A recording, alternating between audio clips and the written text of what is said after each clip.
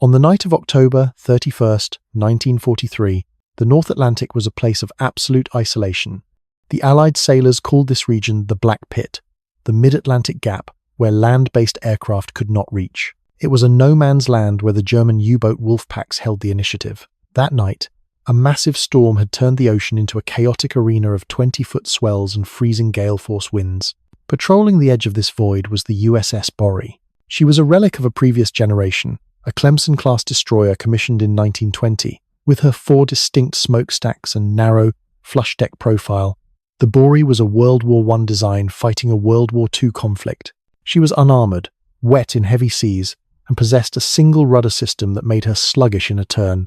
To Captain Charles Hutchins, a 30-year-old officer with an aggressive streak, his ship was a sledgehammer, powerful in a straight line, but difficult to wield in a knife fight.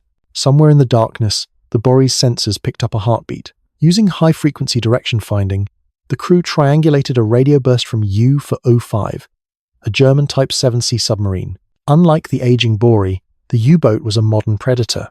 Its twin rudders and low center of gravity allowed it to maneuver through the violent swells with a grace the American destroyer could not match.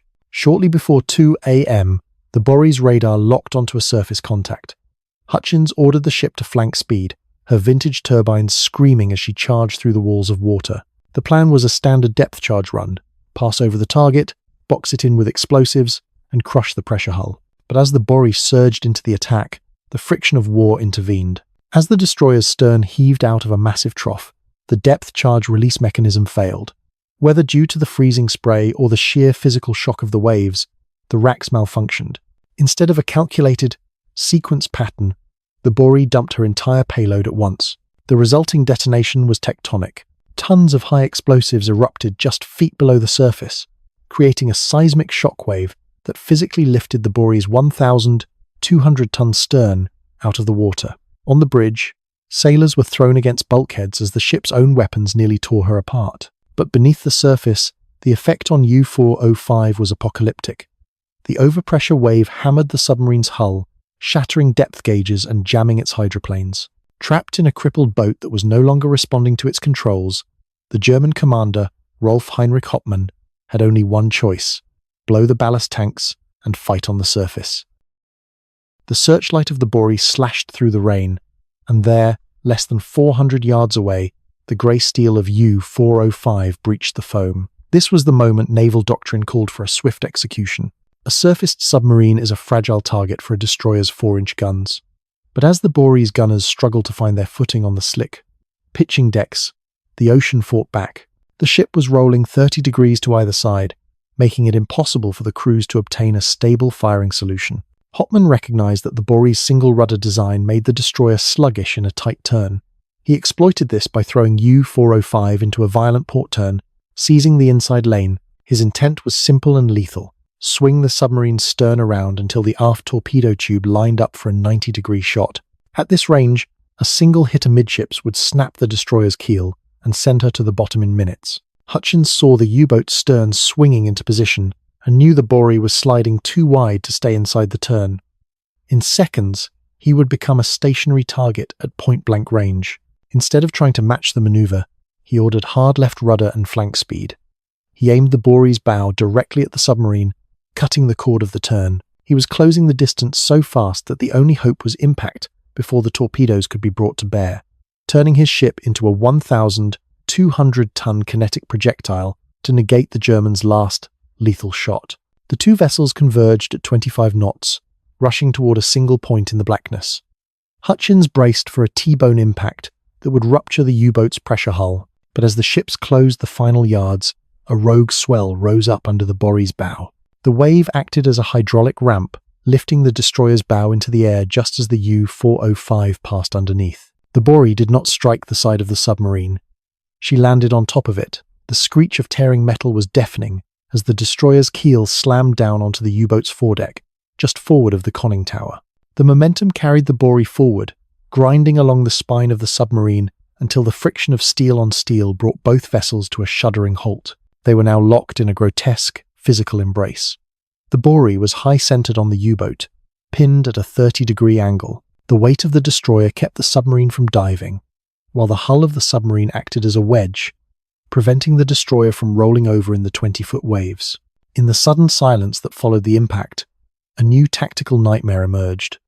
The U-boat was so close directly beneath the Borie's hull that it was in a dead zone. The 4-inch guns could not be depressed low enough to hit the target. As the main battery fired uselessly into the sea beyond, the hatch of the U-boat flew open. German sailors began to pour out, rushing for the quadruple 20mm cannons on the tower. At a range of only 30 feet, those guns would turn the Borie's bridge into a slaughterhouse. The technological war was over.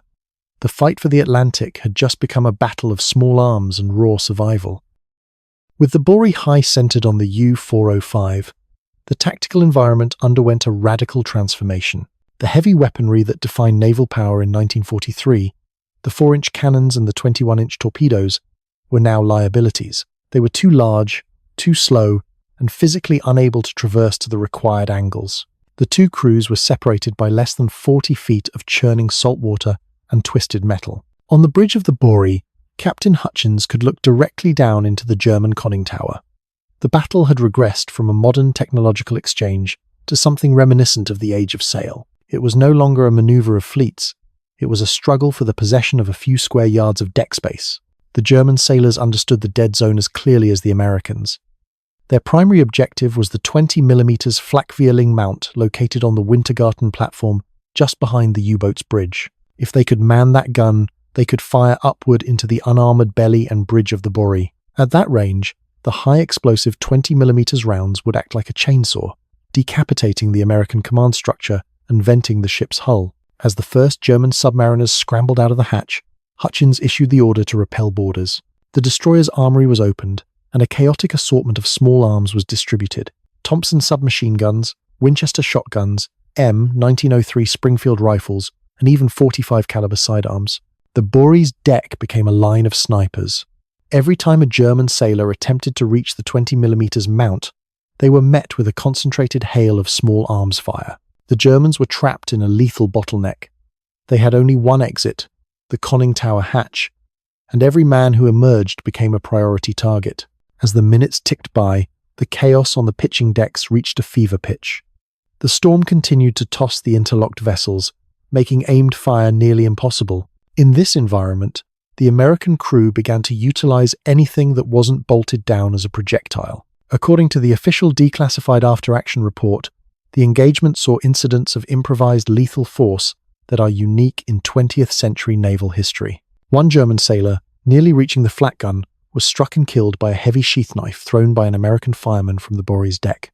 Another was knocked overboard when a gun captain, unable to depress his 4-inch cannon, picked up an empty, heavy brass shell casing and hurled it with enough force to fracture the German's skull. This was not a coordinated military action. It was a frantic, primitive suppression of the enemy. The Americans were farming the hatch, ensuring that the U-boat's superior close-in weaponry remained unmanned. For 10 minutes, this pirate fight continued under the glare of the Borie's searchlights as the two ships groaned and ground against one another in the 20-foot swells. While the small arms fire crackled on the deck, a far more dangerous battle was being fought in the bowels of the Borie. The impact with the U-boat, combined with the earlier seismic shock of the depth charge malfunction, had catastrophic effects on the destroyer's aging hull. The Borie's engine room was flooding.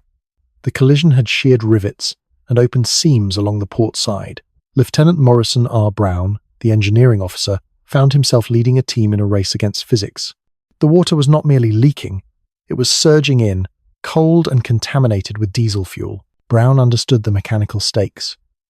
If the water reached the electrical switchboards or extinguished the boiler fires, the Borie would lose all power. Without power, the pumps would stop. Without pumps, the ship would lose buoyancy and capsize in the storm. In the darkness of the flooded compartments, Brown and his men worked in waist-deep, freezing water. They utilized emergency timber shoring and soft patches made of mattresses and wood to slow the inundation. Every minute they kept the turbines turning was a minute bought for the men on deck. It was a brutal, exhausting struggle against the Atlantic, fought in the claustrophobic heat and oily stench of a dying engine room. By 2:10 a.m., the mechanical stress on the two ships reached a breaking point. A massive wave caught the Borie's stern, while the U-boat was pushed in the opposite direction by a surging trough. The metal-on-metal grip finally failed. With a final, agonizing screech of tearing steel, the USS Borie slid off the back of U-405. The two vessels were suddenly separated, but neither was victorious. The Borie was settling into the water, her speed dropping as the flooded engine room struggled to maintain steam pressure. U-405 was equally crippled, her deck mangled, and her pressure hull likely compromised by the thousands of tons of destroyer that had just crushed it. Hutchins looked at his ship. He had no main battery, a failing engine, and a crew exhausted by a literal hand-to-hand struggle. But he could see the wake of the U-boat as it attempted to limp away into the darkness. In Hutchins's mind, the mission was not yet over. He had not come this far to let the Predator slip back into the shadows. He ordered the searchlights turned off, plunging the area back into absolute darkness.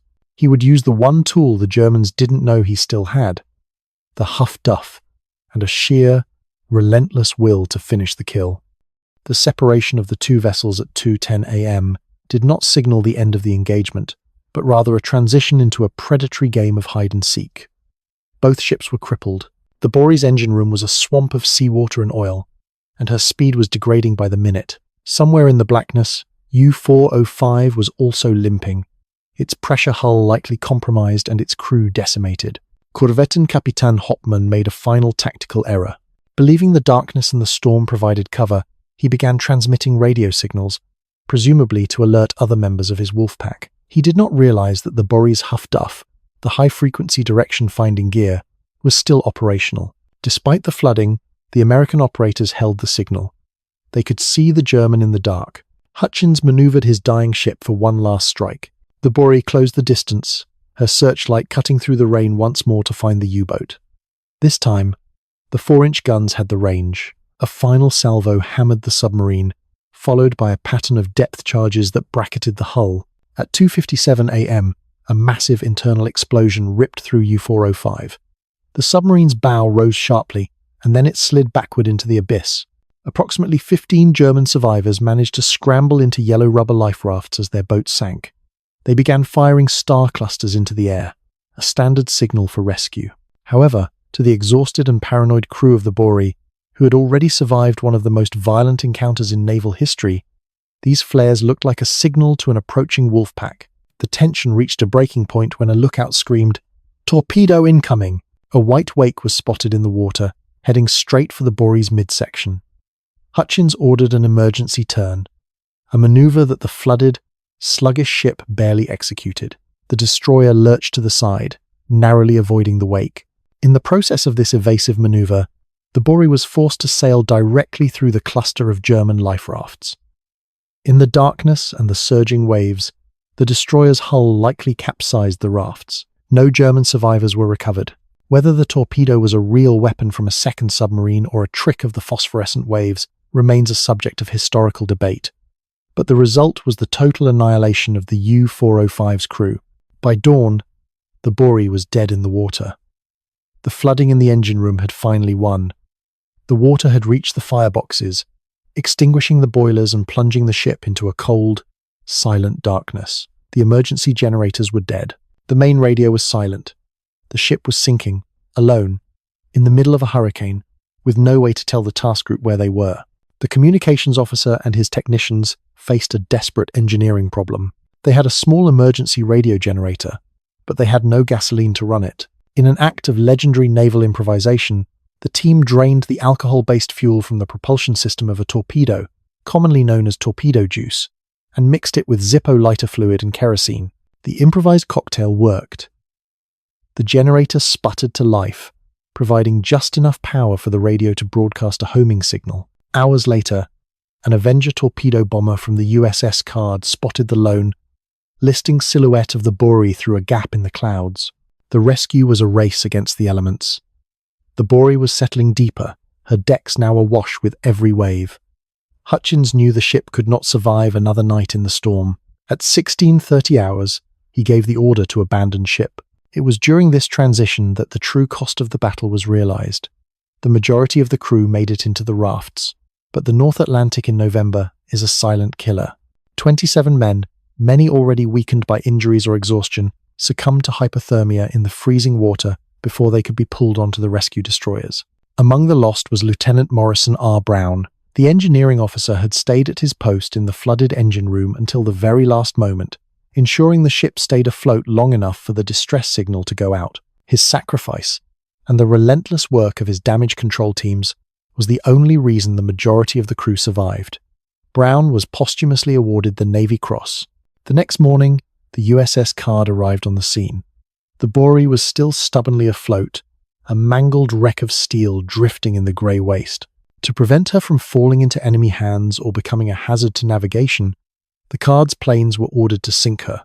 After several bomb hits, the old four-piper finally disappeared beneath the waves she had fought so hard to conquer. The battle between the Borie and U-405 remains one of the most celebrated surface actions in US naval history. It was a victory won not by superior technology. Indeed, the Borie was an obsolete relic, but by tactical aggression and raw improvisation.